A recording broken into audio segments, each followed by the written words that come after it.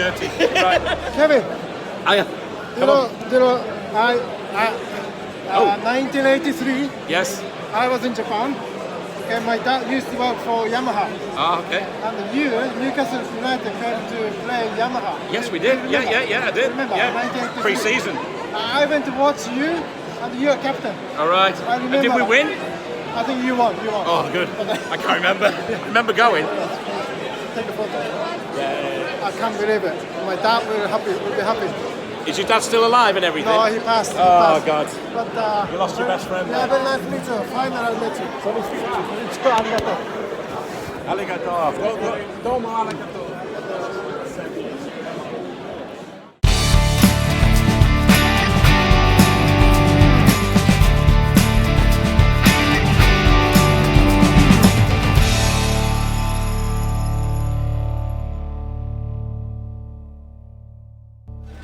University doing mining engineering from 1979 until June 82. Kevin started playing his first game for Newcastle in the August of 82. I remember being able to look over from the Hall of Residence into St James's Park from Lincoln. And I regularly go back there for the mining reunions. You may know some of my old halls, or you may not.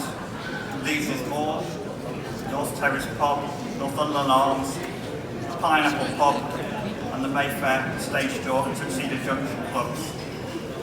Over to you, Kevin.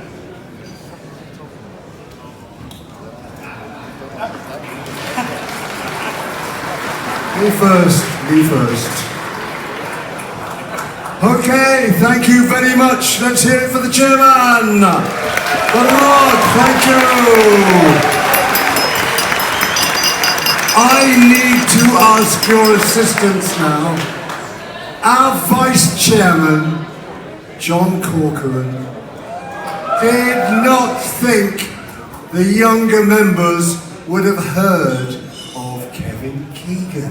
Now, I didn't agree with him, but I need your assistance to settle this difference of opinion. So, if you have never heard of this guy you're about to be addressed by, please stand up now! My wife said she would, but she didn't. Anyone else? I can't see many on their feet. Not bad, that's great. They have heard of him. That makes life much easier. Right, he has reached the pinnacle of the football world. The only player from the British Isles to have won the Ballon d'Or twice. He played 63 times for England.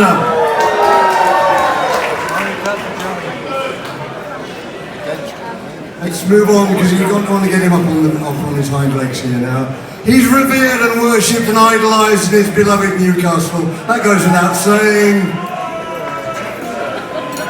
And I think best of all, he is renowned in his long hair period. He and I had shoulder length hair about the same time, although of course he's younger than me. And I didn't have mine permed, but he did. He also did something I've never done, is have a hit record, or sort of a hit record. He got up to 31 with 8 Easy. Ladies and gentlemen, King Kev, Kevin Keegan. Thank you.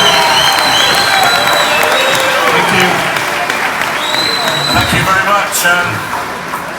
It actually got to number 29, and it was voted Smash of the Week on BBC Radio, and they played it and then they smashed it, unfortunately, so that's how it was. It's fantastic. When I was asked to do this dinner, they said, what do you normally do? I said, well, I do a bit of a PowerPoint. They said, how long does it last? I said, usually about 30, 35 minutes. No, we don't want 35 minutes. I said, how long do you want? Well, how quick can you do it? He says, because they all get pissed, to be honest with you, and then they just want to network. But it's great to be here. When I knew I was working, he said, did you working with Scholesy? I thought they said Scholesy, played for Man United, but actually it's Scully. That was a bit of a disappointment. And then they said, you've got a Leeds fan, Andy, on your table. that wasn't great news either, because he was telling me about the time they beat us. But it's great coming to these things, because you meet all sorts of different people who've got memories somewhere in their childhood of you having a perm or something like that, and usually the perm with me. You can win Football of the Year, stuff like that, but they remember the perm everywhere I go. And my wife said, "What are you doing going? You don't know much about tunnelling." I said, "No, I don't, but my family, if you go back in the history, trying to get out of Wakefield prison, they were quite good." So, because a lot of you won't have heard of me, I mean, a lot of people come up to me and say, "Excuse me, didn't you used to be Kevin Keegan?" And I sort of say, "Well, I still am." And then, you know, other guy the other day, and I was telling him on table, he came to me and said, "I know you, don't I?" And you don't like to say, "Well, yeah, you know, I'm Kevin Keegan." I said, "Do you?" I said, "Maybe." He said, "Yeah." He said, "Fair dues to you." And I thought, "Oh, wow, it's going to be nice." He said, "You did the roof on a house of ours, didn't you, in Cheshire?" He said, "I did a bloody good job there and that." And I was with my wife, and I said, "Oh, thanks very much." I said, he said, "Have you got any cards left?" So he said, "Because I've got some more work coming up for you." I said, "No, I've not got any with me, but I said, I'll try and get back in touch with you." My wife said, "Why didn't you tell him who you were?" I said, "Because I don't really know myself, to be honest with you, because I've headed a lot of footballs." I'm going to take you back in time, because you may not have heard of me, a lot of you. So I'm going to sort of take you back. I'm going to come down here, and, you know, that's the prison where my brothers, I think it was my great-grandfather, tunnelled out of. Wakefield, and that is high security, by the way. I'm going to talk to you because he said, "Can you include something of what we do?" So I thought I'd spend the first 5 minutes talking about NSIPs, because, you know, nationally significant infrastructure projects, because I know a little bit about that. But then I thought, no, why don't I talk about IPCC? But I don't know anything about that either, Intergovernmental Panel. Anything else like ESG? No, shit, I don't know anything about that. And then the last couple, IPW, no, I looked at it, Infrastructure Policy Watch. I found this all. So I thought I'd tell you who I've worked with. You know, I've worked with some big companies over the years. Now, first advice, if you're a Man City fan, in 2003 with the main club sponsor, just before we set out for the season, having had all the pictures done, they went bust. MFI had a deal with them. They did the Kevin Keegan sort of dugout, but they went in 2009, didn't they? And then I had a Kevin Keegan annual with Woolworths. That was one of the. After I finished playing, you know, the money sort of drops down. You don't earn big money. This was one of my biggest earners. They went obviously in 2011. Then I had a column in the News of the World. That was a wow, fantastic one. I know it's not everyone's favourite paper, but they went in 2012. That was another major blow. Then, at the Kevin Keegan soccer game, when, you know, everything started to come off the internet and games with comment, but they went, unfortunately, in 2012 as well, so that was a double blow. And then, at the Kevin Keegan Greatest Goals video, their blockbusters, they sold a lot of those, but they went in 2016. And then, I had all my suits given to me by British Home Stores, but obviously I have to buy my own now, hence this one I've got on today. And then, I was asked to put my name, Flybe used to fly out of Newcastle, so I was asked to put my name or my picture on the side of the plane. And I would advise you, I know you're in business, a lot of you, and you may get offers along the way to earn extra money. Be very, very careful. I didn't get any money for this. They said, we'll put a picture on the side of the plane, and every plane going out of Newcastle into Manchester, and sure enough, there I was in a Newcastle kit on the side of the plane. But I then was with my wife and my two daughters coming out of Malaga Airport, waiting for the flight, when a woman came up to me, and excuse me language, ladies, but see what she said to me. She said, "Kevin Keegan, isn't it?" I said, "Yeah." She said, "You want to sort that fucking plane of yours out?" Right? I said to her, "I've not got a plane. Don't you give me that, your pictures on the side of it and everything." So, you know, I'm hoping to be a lot luckier for Jacob's Society.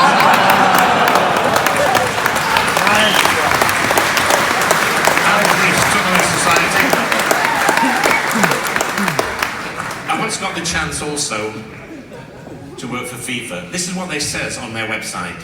These are the people running our game. Protects the integrity of football, fighting corruption. We work with our members, associations and confederations to improve and strengthen governance standards. Now, you've got to keep your websites up to date, as you know. It's not his fault. That's Sepp Blatter, and you can't blame him because he was only in charge for 30 years. But as you probably know, he's been banned. It's very sad, but we're massive. So we go to number 2. Jeremy Valker, can you take over, Jeremy? Oh shit, you've been banned as well, okay. We'll have to dig deeper. Jeffrey Webb, come on. Oh, he's been arrested. Shit. It's getting worse. This is all true, by the way. These are the people running our game back. Let's go over to CONCACAF, and we'll take, Rami Makugi, can you take over? Shit, you've been banned as well, okay. And what about your number 2? His name's Lai. Eduardo Lai, he's been arrested, you can see that. Football being massive, a bit like your industry. Why don't we go to South America and take their top man? You've only got to look at Nicholas Leos to know that he's been arrested. Look at him, the right shifty looking bastard. And number 2, yeah, look at him. He's worse, you're right, he's even worse. So, last result really, let's go to UEFA. Take their top man, Michel Platini.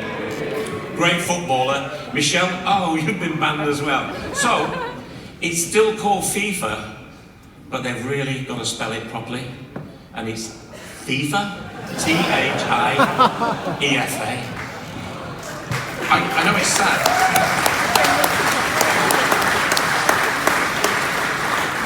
There was 65. I'd seen one in Monaco working for TV in 3 years. I didn't know any of the Newcastle players. We had 16 games to stave off relegation.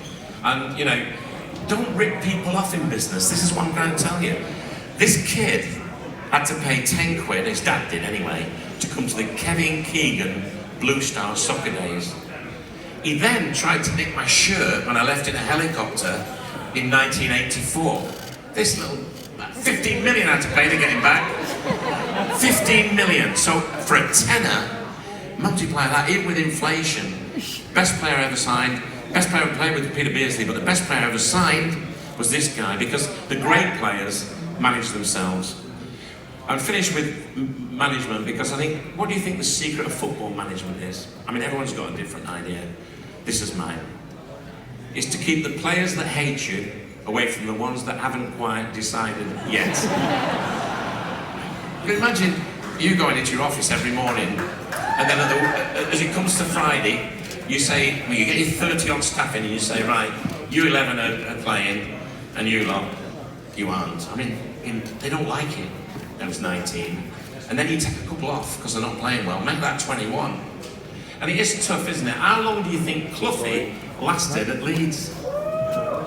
44 days, well done. Leeds fan, you see. It's not long, is it? But there's worse than him.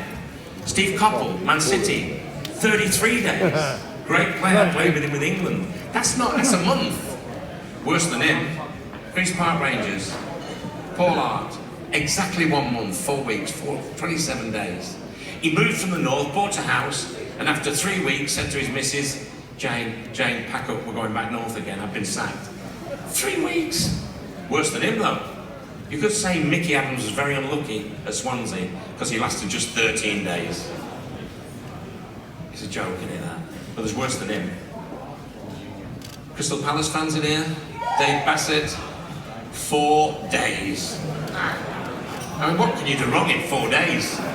You could only have played 1 game. If it's over Easter or Christmas, 2.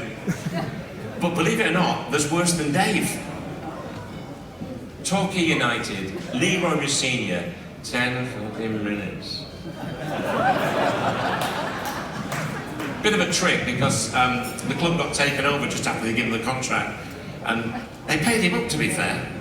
But what I miss about football is the banter. This is what Leroy Messina said after being sacked after 10 minutes.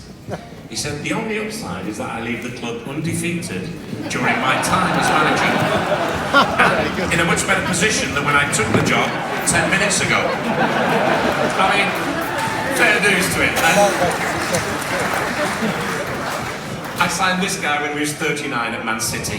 When I took Manchester City up from the second division to the first division into the new stadium, which was the Commonwealth Games, then became the Etihad, everybody in Manchester said, you know, I wrote in the local paper, there are now 2 teams in Manchester. And all the Man United fans, and I was loads in the room, because they've all said to me, love it if you beat a knob and all that. And I said, there's 2 teams in Manchester now, and they all said, you're joking. And there are 2 teams in Manchester now. Manchester City and Manchester City Ladies. They're the 2 best teams. And then you've got Stockport County. Yeah, now I've got to get over this Man United thing, I'll be honest with you. This is what Piercy said. Finally, I can see a carrot at the end of the tunnel. Now that don't make sense, Piercy, you know that. And this is Joe Kinnear, who was at Newcastle for a while. He said, I can count on the fingers of one hand at least 10 games where we've caused our own downfall. Now, I don't know about down south, but up north, you couldn't do that. Ron Atkinson, one of my favourite people, if you get a chance to meet him, great character. Yeah, managed Man United, but we'll forgive him that. He was talking to Clive Tilsley and he said, well, Clive, it's all about the 2 M's, movement and positioning. That don't make sense, Ron? And then we had this guy, Ruud Gullit, and this is why you should not put ex-footballers, or managers for that matter, into your accountancy department. That's what he said.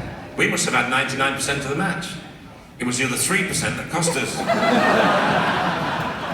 When I think about it, maybe you should put him into the accountancy department. I mean, is it on the other side, if you know what I mean? My favourite one is a Scottish one, and this is John Lambie. He's manager of Partick Thistle. They're playing St Mirren this day, and it's a terrible game, and it's 0-0.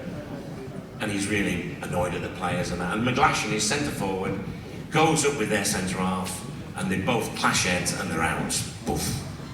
And the physio went on with the old, you know, football bladder with water in it, threw it all over him. Came back to John Lambie, who's really peed off with the team and that. And he says, boss, McGlashan hasn't got a fucking clue who he is. This is what he said. Great. Tell him he's fucking Pelly. And get him straight back on the pitch. And even the players get caught up in it. Ian Rush went to Italy, didn't he? Yeah, great player. What was it like living in Italy, Ian? Oh, couldn't settle in Italy at all. It was like living in a foreign country. Ladies and gentlemen, I don't know a lot about tunnelling. I drive up and down this country every week almost, and I'm seeing some of the work you guys have started, especially around the Midlands. Now I live in Manchester, and I'm hoping before I die, and actually I live near Leeds as well, because Doncaster, I'm hoping before I die that you're going to finish that road off where you've dug it all up and done the tunnels and stuff like that, and eventually it's got to go to Newcastle, hasn't it? Because, and I'll finish with this, I think Newcastle will be the biggest team in this country in 5 years. I really do. And I'll probably be proved wrong, I'll meet you in a few years' time, but it's been a pleasure being here. I've cut it down a bit today because they said, we don't want you to be boring. And I said, in an industry like yours, tunnelling, and you don't want me to be boring. I thought, that makes sense. Not. Thank you very much. I'm not going away from my pictures. Thank you.